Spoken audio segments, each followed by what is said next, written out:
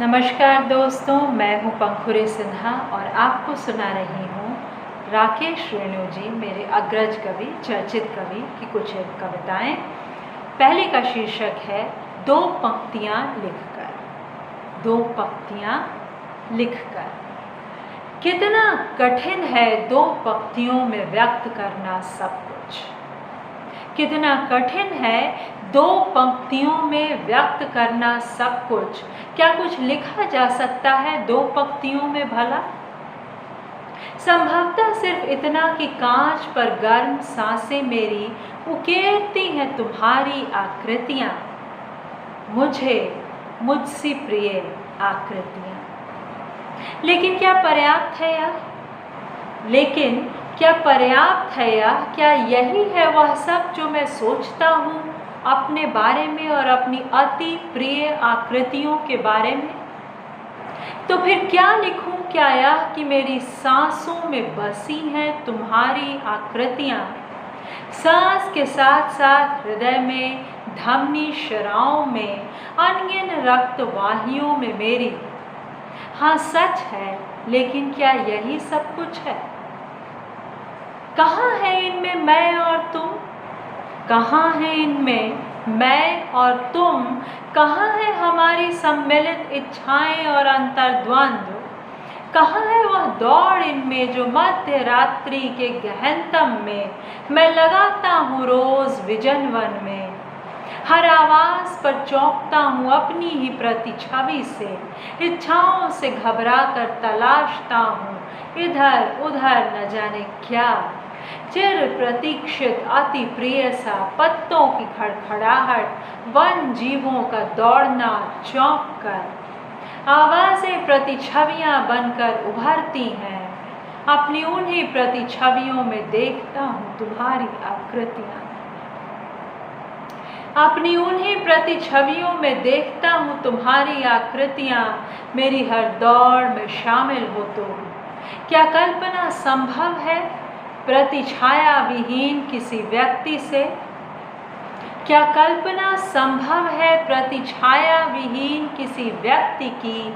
तुम्हारे साथ होऊंगा मैं भी सदा सर्वदा, प्रतिछाया के संग उसके मूल सा। लेकिन क्या लिखा जा सकता है यह सब तुम्हारी दो पंक्तियों में केवल? कितनी खूबसूरत कविता है दोस्तों, बहुत सारे भाव समेटे हुए प्रेम के साथ साथ। शब्द सीमा के इस समय में बेहद सार्थक सवाल उठाती हुई कविता। और जो दूसरी कविता मैं सुना रही हूँ उसका शीर्षक है बचा रहेगा जीवन। मुझे लगता है कि ये शायद इनके दूसरे संग्रह की शीर्षक कविता है, बचा रहेगा जीवन। सुबह सुबह जिस गर्मी से नींद खुली वह उसकी हथेली में थी, बिटिया का हाथ मेरे चेहरे पर था। सुबह सुबह जिस गर्मी से नींद खुली वह उसकी हथेली में थी, बिटिया का हाथ मेरे चेहरे पे था और गर्मी उसके स्पर्श में, वह गर्मी मुझे अच्छी लगी। खटखटाहट के साथ जो पहला व्यक्ति मिला दूध वाला था, उसके दूध और मुंह से भाप उठ रही थी। एक टटकेपन की ऊष्मा थी वहाँ। दूध की गर्मी मुझे दूधिये से निःसृत होती दिखी। सूर्य का स्पर्श बेहद कोमल था उस दिन। कठुआते जाड़े की सुबह वह ऐसे मिला जैसे मिलती है प्रेयसी। अजब सी पुलक से थरथराती हुई सूर्य की गर्मी मुझे अच्छी लगी। अजब सी पुलक से थरथराती हुई सूर्य की गर्मी मुझे अच्छी लगी। अभी अभी लौटा था वह गांव से, गांव की गंध बाकी थी उसमें, दोस्त के लगते हुए गले। मैंने जाना कितनी ऊष्मा है उसमें। कितना ज़रूरी है दोस्त का साथ जीवन में, कितने ज़रूरी है दोस्त। ये मैंने मेरी ओर से। वृद्धा ने उतावलेपन से पूछा माँ के स्वास्थ्य के बारे में। सब्जी वाले ने दी ताज़ी सब्जियाँ और लौटा गया अतिरिक्त पैसे। अपरिचित ने दी बैठने की जगह बस में। रिक्शे वाले ने पहुंचाया सही ठिकाने पर। बनिया पहचान कर मुस्कुराया और गड़बड़ नहीं की तौल में।